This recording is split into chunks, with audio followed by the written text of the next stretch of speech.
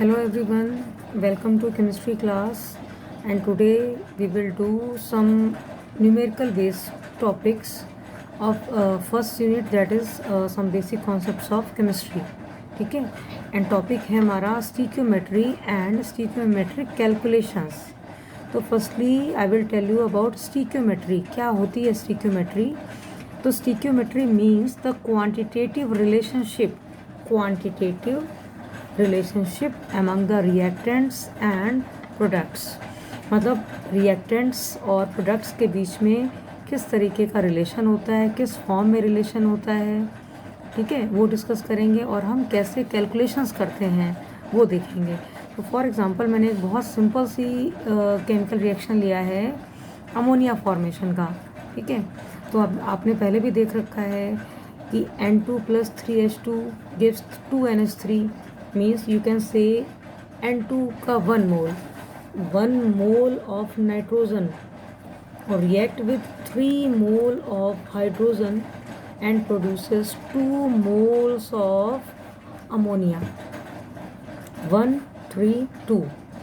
इसी को आप अगर मास की फॉर्म में इसको आप एक्सप्रेस करना चाहें तो आप कैसे करेंगे? तो अब आपको पता है कि नाइट्रोजन का मास कितना होता है. नाइट्रोजन मॉलिक्यूल का मॉलिक्यूलर मास कितना होगा? एक एटम का मास इज 14, तो 2 एटम्स का मास हो जाएगा 14 2 = 28. तो 28 ग्राम, 1 मोल का मास 28 ग्राम. 28 gram nitrogen will react with hydrogen का मास कितना होता है? 1 × 2. पूरी हाइड्रोजन मॉलिक्यूल का mass is 2 and 3 × 2 6 means 6 gram of hydrogen. 6 कैसे आया? 3 × 2. हाइड्रोजन के मास को मल्टीप्लाई कर दिया 3 से. तो 28 gram nitrogen reacts with 6 gram of hydrogen and form ammonia. अब अमोनिया का मास कितना होता है? N का मास 14 + 3 17 और 17 2 = 34 मीन्स 34 ग्राम अमोनिया. तो अब स्टेटमेंट हमारा यहाँ पे क्या बना कि 28 ग्राम नाइट्रोजन रिएक्ट कर रही है 6 ग्राम हाइड्रोजन के साथ, देन वो 34 ग्राम ऑफ अमोनिया प्रोड्यूस कर रही है.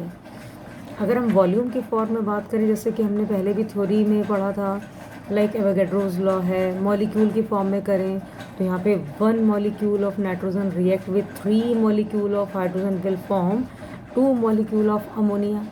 ठीक है, मॉलिक्यूल की फॉर्म में भी हम लिख सकते हैं. अगर हम वॉल्यूम के फॉर्म में बात करें तो 1 volume of nitrogen reacts with 3 volume of hydrogen and form 2 volume of ammonia. Means जो कोई भी इक्वेशन है उसका सही इंटरप्रिटेशन तभी हो सकता है जब इक्वेशन बिल्कुल बैलेंस्ड होगी और उसमें जो कोफिशिएंट्स होंगे, लाइक यहाँ पे 1 है, यहाँ 3 है, यहाँ पे 2 है, वो प्रॉपर लिखे होंगे नंबर ऑफ मोल्स की फॉर्म में या मास की फॉर्म में या किसी और भी स्पीशीज़ के फॉर्म में, बट वो होने बैलेंस ही चाहिए. ठीक है, तो तभी हम उनके रिलेशन को ईजिली क्लियरली इंटरप्रेट कर सकते हैं. तो फॉर एग्जांपल हम कुछ न्यूमेरिकल्स करेंगे. ओके, तो problems based on chemical equations. किस तरीके की प्रॉब्लम्स या न्यूमेरिकल्स हो सकते हैं? लाइक हम फर्स्ट बात करेंगे mole to mole relationship. Means reactant side भी मोल की बात होगी और प्रोडक्ट साइड भी मोल की बात होगी. तो एक क्वेश्चन है, how many moles of nitrogen are needed to produce 8.2 moles of ammonia by reaction with hydrogen.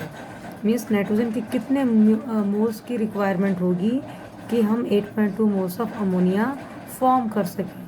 तो रिएक्शन तो हमारा वही होगा जो अभी मैंने एग्जांपल में दिया था, this one, N2 + 3H2 gives 2NH3. or you can write 1 mole nitrogen react with 3 mole produce 2 mole of ammonia. तो अब इन्होंने मोल्स पूछे हैं नाइट्रोजन के और गिवन मोल्स हैं अमोनिया के. पहले तो हम इक्वेशन लिख लेते हैं, balanced equation, that is N2 + 3H2 gives 2NH3. ठीक है, तो इसका तो एक सिंपल सा कॉन्सेप्ट यही है कि जो चीज़ हमें फाइंड आउट करनी है, लाइक यहाँ पे नाइट्रोजन के मोल्स फाइंड आउट करने, तो वहाँ पे आप लगाइए क्वेश्चन मार्क. ठीक है, और जो गिवन है वो वैल्यू हम लिख देते हैं। मीन्स 8.2 मोल्स अमोनिया के गिवन है और नाइट्रोजन के बताने हैं। तो इक्वेशन के अकॉर्डिंग आपको क्या दिख रहा है कि 1 mole nitrogen produces 2 mole of ammonia, और इसको आप ऐसे करके भी लिख सकते हैं कि 2 moles of ammonia is produced by how many moles? 1 mole of nitrogen. 1 mole of nitrogen.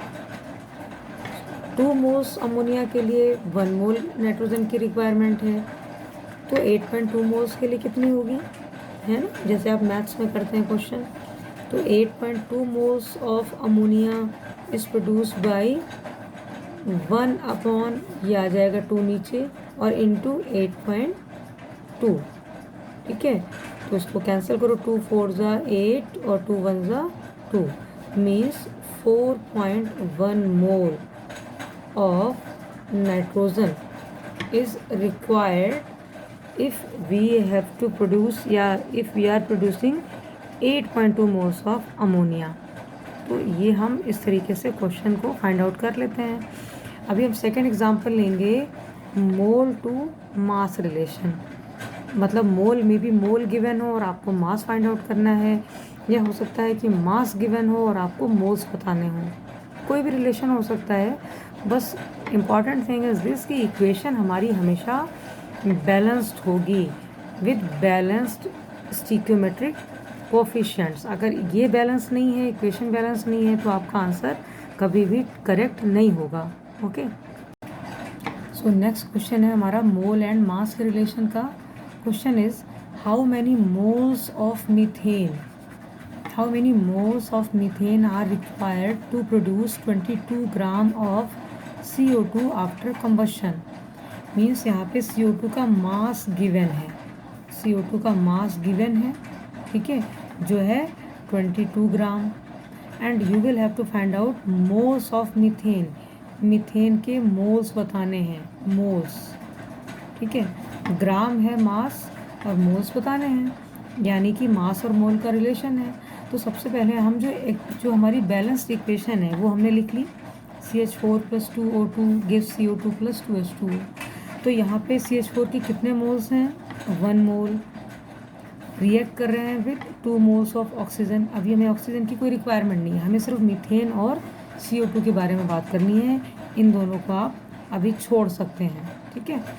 और CO2 के कितने मोल हैं, 1 है CO2, इट मीन्स 1 ही मोल है यहाँ पे।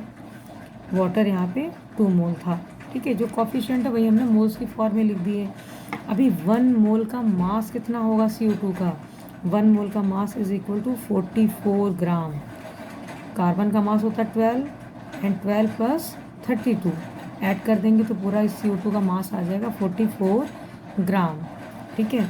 मीन्स 44 ग्राम CO2 अगर प्रोड्यूस हो रही है 1 मोल मीथेन से, तो 22 ग्राम में कितने मोल्स की रिक्वायरमेंट होगी। तो हमारा स्टेटमेंट कैसे बनेगा, ये 44 gram of CO2 is produced by 1 mole of CH4 या फिर मीथेन। 1 मोल मीथेन का कंबशन करते हैं तो 44 ग्राम CO2 प्रोड्यूस हो रही है। तो अगर हमको 22 ग्राम CO2 चाहिए, 22 gram of CO2 is produced by, कितना हो जाएगा, 1 अपॉन में ये 44 आ जाएगा नीचे और इनटू में आ जाएगा 22, ठीक है। तो 22 2 ज़ा 44 या 1/2, और यू कैन राइट 0.5, 2 5 ज़ा 10 होता है ना, पॉइंट लगा के 10 कर देंगे तो 0.5 मोल। इसका मतलब है अगर 22 ग्राम हमें CO2 प्रोड्यूस करनी है तो उसके लिए only 0.5 mole of methane is required. इस तरीके से हम कोई भी न्यूमेरिकल किसी भी रिलेशन का कर सकते हैं। मे बी यहाँ पे मास मोल की जगह मास होता, मास ही गिवन होता और मास ही फाइंड आउट करना होता, या वॉल्यूम के साथ में हम मास निकाल सकते हैं। मतलब इम्पॉर्टेंट थिंग इज दिस की equation must be balanced, coefficient proper लिखे हों, और जिस भी फॉर्म में उनके कोफिशिएंट हैं, may be mole, mass, volume, उसकी वैल्यू प्रॉपर गिवन होनी चाहिए। ठीक है, एंड जो चीज़ फाइंड आउट करनी है वो हमेशा राइट हैंड साइड, एंड जो गिवन है वो हमेशा लेफ्ट हैंड साइड। तो इस तरीके से हम स्टिक्योमेट्रिक कैलकुलेशंस इजीली कर सकते हैं। ठीक है, तो आप इसकी प्रैक्टिस और करेंगे, एनसीईआरटी भी कर सकते हैं और एक्स्ट्रा क्वेश्चंस भी कर सकते हैं। तो आई होप आपको आज का टॉपिक क्लियर हो गया होगा। So thank you for watching.